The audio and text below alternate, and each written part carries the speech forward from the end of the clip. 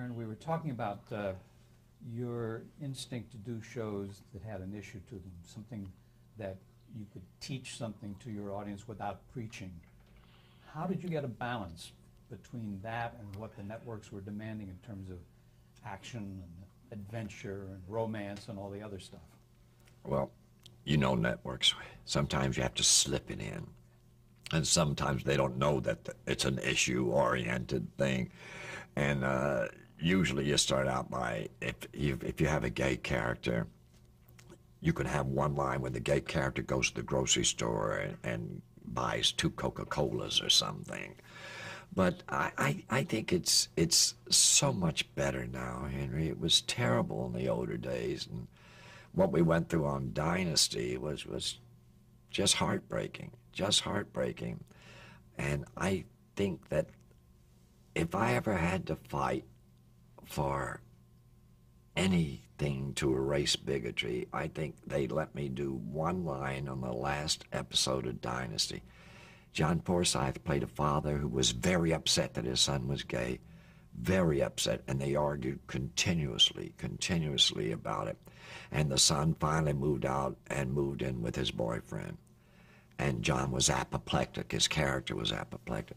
In the last show of Dynasty, he went to visit his son. He went to visit his son, and his son roommate was there, of course. And suddenly he was nicer to the roommate, to his lover. He was nicer to his son, but grudgingly. And he said, well, I've got to go now. And the son said, thanks for coming over to see me, Dad. And John said, sure. Hugged him, walked to the door, and turned around and said this line I'll never forget. Esther Shapiro wrote it. I wish I'd have written it. And the line was, I'm glad to see that someone loves you as much as I do. I think that says everything. That's what parenthood is about, plus erasing bigotry. And I was very proud of that, and the network applauded the line. I was stunned by it, that they let us say it. And I can't tell you the letters we got. So you can entertain, and you can add things, but you said something. You mustn't preach. You can teach, but not preach. We have a show called Seventh Heaven now about a minister. And when he goes to the pulpit, he doesn't preach religion. He preaches issues. What's wrong? You mustn't do this. You can't do that. And there's a lot of comedy in the show. But while you're laughing, you're crying, and you're learning. Weeks, thank God it was before this horrible incident in Colorado, the shooting in the school. We did a show about a kid carrying a gun in school, and he was going to shoot the minister's son. And the minister interfered, and he shot the minister. And it was all about how dare parents leave a gun just hanging around. How dare they? How dare they? And then when the Littleton thing happened, it was, we were worried about repeating the show, to think that we didn't want anybody to think, oh, because of that, look what we were doing. We did it weeks, months before it happened. But it was a good show, because with that, the younger kids had funny things to do, and it was a marvelous. Brenda Hampton deserves as much credit as any writer I've ever worked with in my life. She combines issues and family with great laughter. And this is Warner Brothers' highest rated shows, when people said to me, you're going to do a show about a family whose father's a minister? And then, of course, I got those things, what does a Jewish boy know about a minister? It's not about that at all. It's about love, relationships. And I hope all young writers, if they see this, will think about doing that. You've got to bring something to the screen. You can do an action show and say good things. We said some pretty good things on Love Boat, some marvelous things on Love Boat, and everybody thought it was just a romantic comedy show that couldn't happen. Fantasy Island, I remember my daughter, little Tori, one of her first jobs was going to Fantasy Island because her folks had been killed in a car wreck. A drunk driver had wrecked their car. And she went to Fantasy Island to see God, to see why God let this happen. and it was dear and marvelous, and those things can happen, especially if you're lucky enough to have an actor like Ricardo Montalban to keep our quarterback, to make it work and not preach, not preach.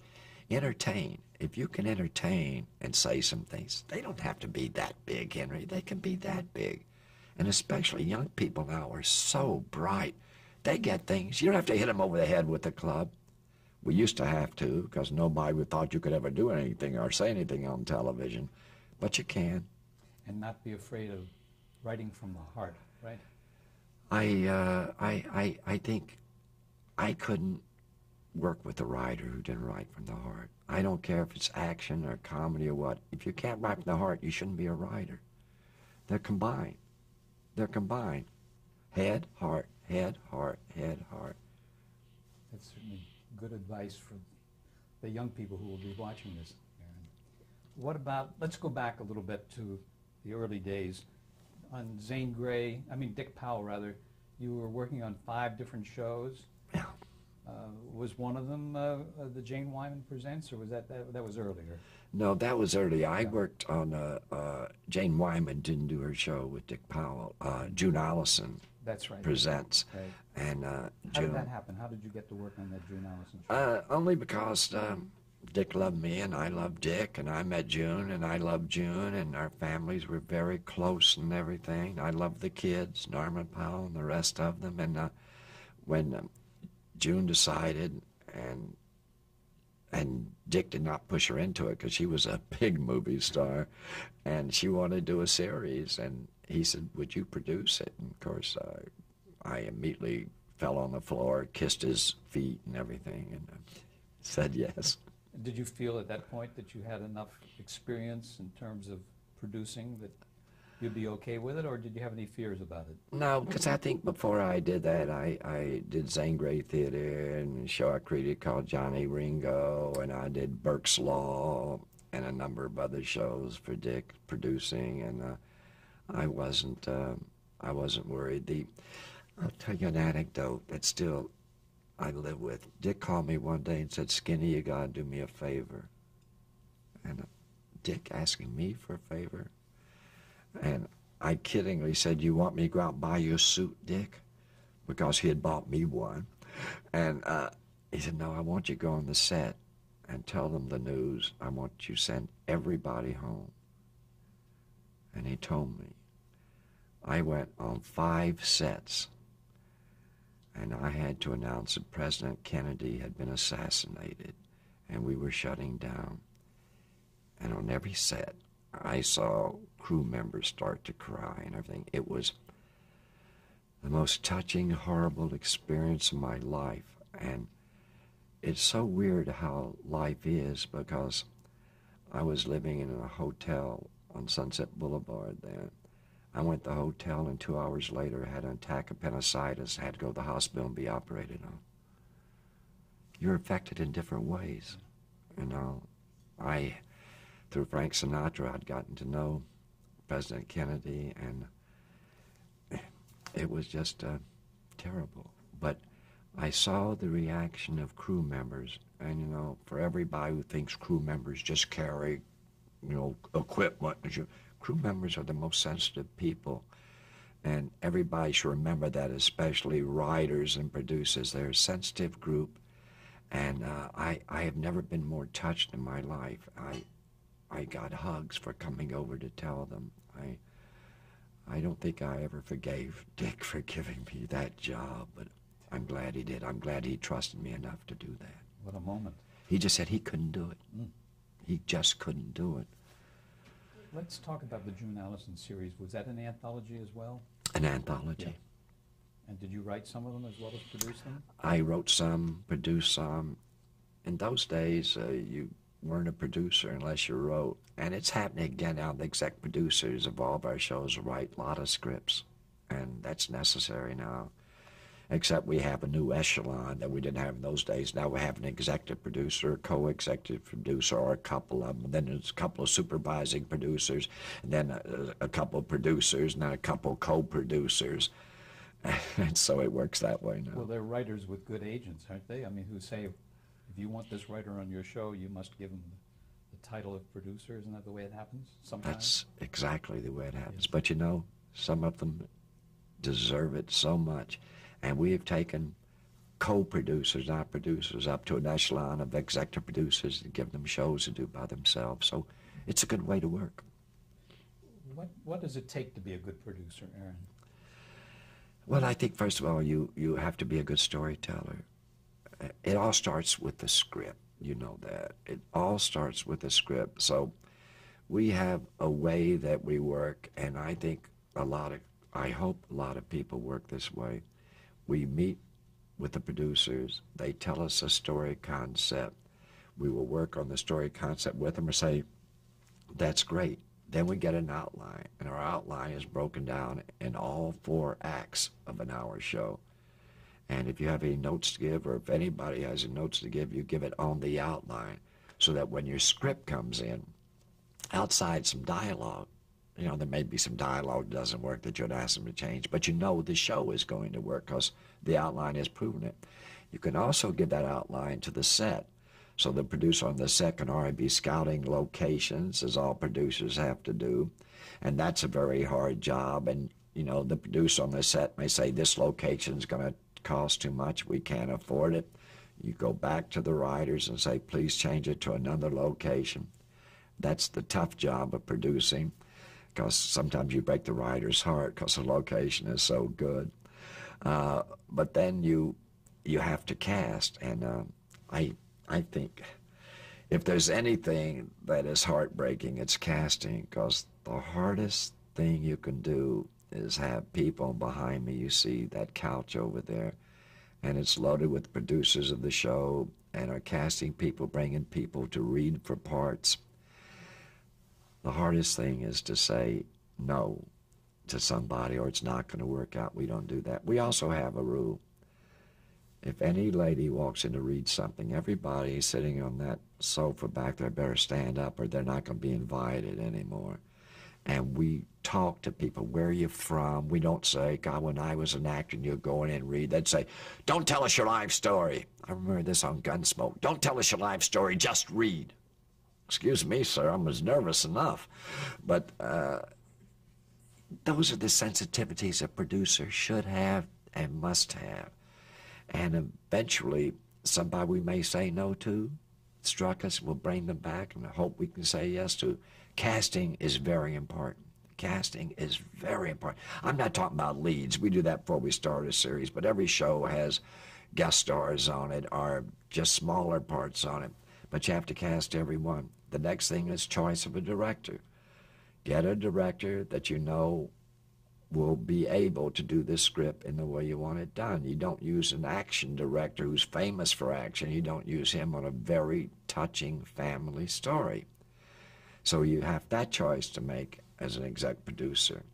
And then you watch dailies, and you better be very careful. You can't just sit there and watch dailies and you know, eat your lunch and talk while the dailies are on. You got to say, well, we have no coverage here.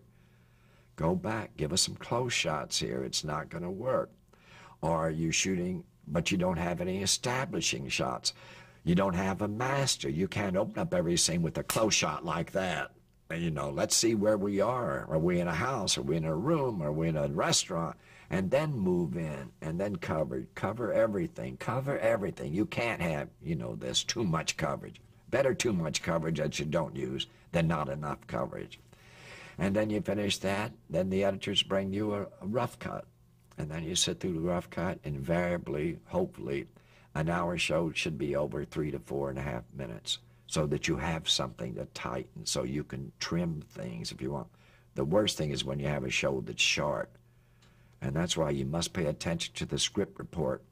Young producers everywhere, watch that script report every day. If you're averaging and you're shooting 7 days and you need a finished product of 48 minutes and you're averaging 5 minutes a day, that's 35 minutes you're going to have, not 48 minutes. So get your writers to write some more. And then the rough cuts are very exciting because you either can make or break a show in rough cuts. There's something that I want to remind you of, and that is, and to me it was incredible. You could remember certain scenes from dailies, and if you saw a rough cut and there was a portion of a scene or something that was not there, with all the shows you had on the air, you would say, well, where's the shot of the man at the bar? I saw it in dailies. Now, how did you do that? I don't know. I think you have to love what you're doing, and I can't remember. I'm a big football, baseball fan. I can't remember the name of the first baseman of the Dodgers, but I can tell you that you didn't get that shot, or you trimmed that shot of the man at the bar. I don't know, but it's kind of fun. It's to make sure. That's why you have to read these scripts and get an imprint in your mind of what the show is. I think if I can't do that, I'll quit, because to me that's the fun of adding input to what the credit should go, as I said before, to Brenda Hampton, the other great writers on all of our shows, people who've done 90210 for 10 years, for God's sake. But if you can't contribute, then give it up. Give it up. I want to go back to Four Star Productions, because from the Dick Powell Theater, I believe the chronology was, using that word again, going into Four Star, that was David Niven, Dick Powell, Charles Boyer, and Ida Lupino. Now, see, that's the Dick Powell I loved. In those days, you start a company, and a woman is one of the people in the company. You should hear him laugh, Dick. Why did you bring in a woman? That was the Dick Powell I loved. But she was a talented woman. Oh, what a talented woman. Talented actress, talented director, and a talented member of Dick's company, I'll tell you that. Did the others have much say-so? Did Mr. Niven or Mr. Boyer have much to do? Mr. Boyer was in Europe a lot, and so was David, and, they were shooting movies. Ida just gave her heart and soul to the company, and she would act, she would direct. She directed so many shows I can't tell you, but she was a marvelous. Let me tell you, honestly, in those days, if you had women writers, I guarantee you they were outnumbered 20-1 by male writers. Women directors, are you kidding? Who? It's changed. Thank God it's changed. Let's talk about your creating your first dramatic series. I think it was Johnny Ringo. Yeah. I'm going back a little way. That was for Four Star. Yeah. How did that opportunity come about? You're going to either love or hate this story. Because of working on Zane Grey Theater and writing scripts, I got a call, I told you, to write a Playhouse 90, and the Playhouse 90 then was sold to 20th for an Alan Ladd feature. And they had me to write the script. And so, man, I went home, took a week off, I finished the script and came it in. I was told by one of the executives there, I'm here on Fox on a weekly. You hand in 2 pages a day and no more. What? So Dick Powell had an office at 20th too, so I went over to see my buddy and told him that. He said, well, why don't you take this time then to write a pilot? I said, okay. I said, what? He said, they want to do another Western. CBS has called us, want to do another Western, but they want a gimmick on the show, some gimmick. So I said, okay. I went home and I wrote something called Johnny Ringo, and he was a guy with a 7-shooter, not a 6-shooter. So see, when everybody thought he had emptied his gun, he had one last shot. You didn't have to be brilliant to think of that, Henry. And so while I was, I went home and I wrote it, and, while I was handing in 2 pages a day, Dick got the script, we casted the show, shot the pilot, sold it to CBS, and I was still handing in 2 pages a day. Incredible. Who was in Johnny Ringo? Well, I don't remember many things, but I think the pituitary excretions coupled with the vasculogenetic variances could directly affect the evidences and mutations of casting in those days, which means I've forgotten it. Oh, hello. That's okay. I didn't mean to ask the question. That's okay. Okay, after Zane... I just want the young people to know I also have a vocabulary. Well, that's all. okay. I love your double talk. You always have another career, Remember those Double Talk records? Absolutely. In 1963, you wrote and produced Burke's Law. Tell us about that show, because that was a real milestone. It's funny how these things happen. Dick Powell, a brilliant writer, wrote Broadway plays, whose name I think of, wrote this show, and it wasn't called Burke's Law. It was called the name of the woman in it who was killed. And Dick gave it to me and said, I'd like you to produce this. And I came to Dick one day and I said, Dick, there's so many roles in this. How are we going to cast it? He said, what do you mean? I said, wouldn't it be, we use stars on your anthologies. And I said, I think every suspect should be a star. He said, are you kidding me? I said, no. He said, okay, Skinny. I'll get the old ones, you get the young ones. Okay, Dick. So I went through my friends, Nick Adams from The Rebel, Lloyd Bridges lived next door to me, so I got Lloyd Bridges. And we ended up with everybody from Ronald Reagan to Dean Jones to Carolyn Jones to Edgar Bergen. We had 12 stars in that pilot. I have a picture of it at home that I revere. And that was the show. And then the network called Dick and said, golly, Dick, it's a series with guest stars like that, which had never been done. No one was using guest stars in anything. And Dick said, well, I'm not going to star in it. And we came up with, it was Dick's idea, with a guy named Gene Barry. And I met with Gene, and we had a ball, and I had more fun doing that show, I think, than any show. And Lap dissolved years and years and years later. 3 years ago, we did a new series called Burke's Law with a different star. And Gene Barry playing a part in it, though, didn't he? Yeah. Mm-hmm. Mm-hmm. Yeah, you had terrific guest stars on that, and everyone remembers that. Did the network react well to everything that you gave them, or did you have any kind of intervention on Burke's Law? In the first one and the second one. The one with Dick Powell, with Dick Powell. No, Gene Barry, no, because they had never seen a show like it. And it was a good detective show, but it had glamour. I mean, who ever heard of a policeman driving a Rolls Royce, for goodness sake, It had a new glamour look to it. And there wasn't much glamour on television, I guarantee you that. I think it's one of the reasons Dynasty worked so well. There was very little glamour. And in those days, practically no glamour. Just a question out of the blue. What about the Blacklist? That was like in the 50s, when the McCarthy hearings. Were you affected in any way? I mean, were your shows subject to any kind of overview?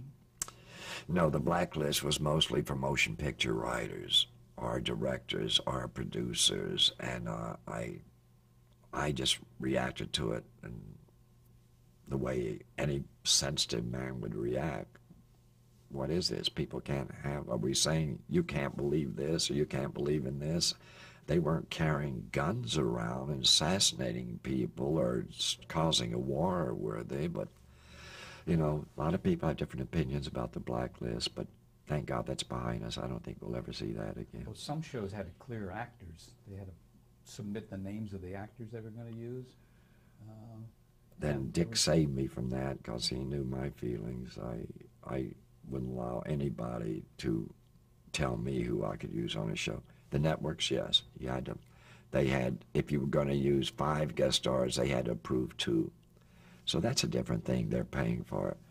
But to tell you what actor you can use because of their feelings toward the actor, It's great that you didn't have to get involved in that. Oh, never. Yeah. In 1965, you created a show with your fellow alumnus from SMU, Richard Newton, and it was a sitcom, The Smothers Brothers Show.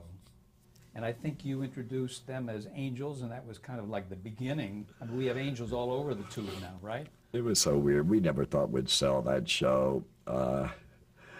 I don't even remember where I saw the Smothers Brothers. I think Abe Lasfogel, William Morris took me out to see them in a theater somewhere. Not a theater, but a club, and I just thought they were hysterical. And Richard Newton and I wrote this thing. It was one angel. Tommy was the angel, and he came back and made his brother's life miserable doing an angel. But he would make his brother and him accomplish good things too. And I think the network was very worried because they said, will religious people hate us for having an angel and also a funny angel? And they finally went ahead with it, and I think that was the strength of Dick Powell and Four Star, but they always issued this one word: wait till you see the letters you get. And the only letters we got is, what a dear, funny show. So they went on to some other things. I think the Smothers Brothers after that show, didn't they? I think they had a show of their own for a while. But it was the first sitcom you ever did, wasn't it? The first and only Yeah. that I've ever written. I can't write comedy. I really cannot write comedy. This was just a lucky thing, and Richard Newton deserves most of the credit for it. Well, then in 1966, you left Four Star and Dick Powell. And do you remember the circumstances why you left there? Yeah, I don't know if I should say this, but I will. Dick passed away, and I was willing to stay. Dick passed away, and then Suddenly, that happened. no, he told me he had Have you throat been ill? cancer, Yeah. and we spent a lot of time together during that period. But he passed away, and 3 days later, I drove through the gate, and I saw some people erasing June Allison's parking spot. And I called up Abe Lasfogel, and I said, get me out of here, I'm through. And I quit that day. You want to talk about insensitivity? Wow. By the way, that was not David Niven doing it, or Charles Boyer, or Ida Lupino doing No, it. we understand. Where did you go? What did you do at that point? Because you have all that experience now as a producer and as a writer. I got a call from William Morris saying that this organization wanted to hire me quickly, and they wanted to start in television. It was a movie organization, and they wanted to meet with me in New York. So I caught a train and went to New York, and I met with them. It was the Mirisch brothers, Walter Mirisch and his company. I was very excited because they were very talented and everything. And we had a meeting. They said, oh, wow, we're so glad that Mr. Lasfogel sent you here, or as they called him, Uncle Abe. I wasn't old enough to do that. And it was really great. And boy, I came home and I was going to celebrate, and I caught the train back. And I got back, Mr. Lasfogel called me and said they've decided that they couldn't go into television, that their people who owned the company with them said they couldn't go into television, so I was out of a job. And Mr. Lasfogel said, don't worry, I'll find you something. So I went to La Scala that night for dinner, very depressed. I went with the buddy, and I went to La Scala for dinner. It's my favorite restaurant here, and I had a drink, and I hear a voice yell out, hey, partner! Hey, partner? And Danny Thomas comes over and gives me a hug. I want to hold it right there while we change tapes.